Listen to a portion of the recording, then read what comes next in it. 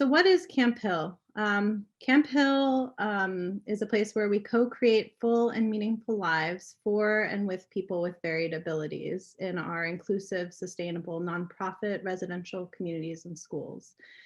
In our communities, you'll find short-term, like gap year students, and long-term volunteers who come from all around the world. And then you'll find, depending on the community, children, young adults, adults, and elders with intellectual and developmental disabilities like autism and Down syndrome.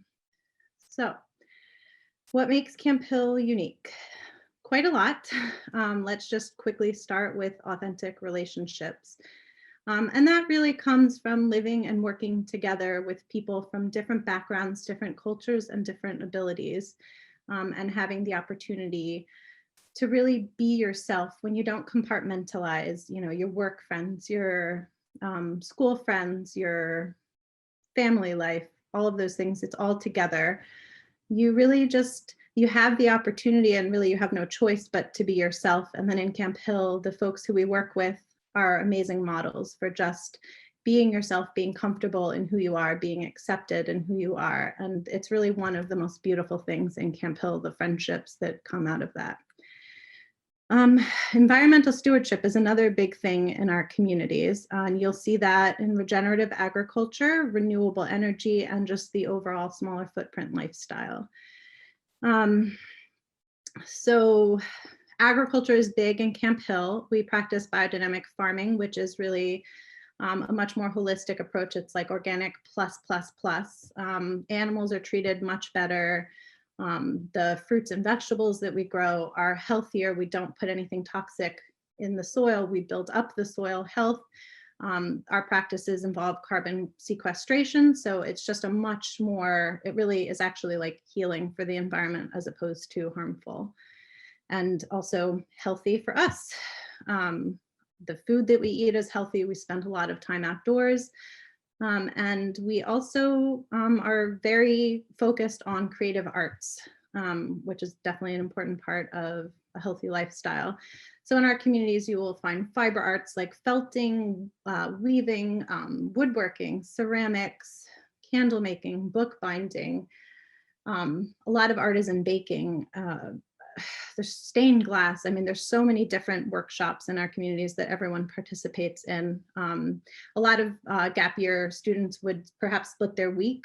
They could do, something indoors the whole time. If you're not an outdoor person, you could do outdoor work year round, or a lot of people might do a little bit of indoor work and something outdoors. And then also performing arts. We celebrate a lot in Camphill. So drama, music, poetry, that's a really big part of our week and our year. And then most important, because Camphill communities are really founded on the principle of kind of having respect and fostering the development of folks with disabilities, that's kind of how we operate with everybody.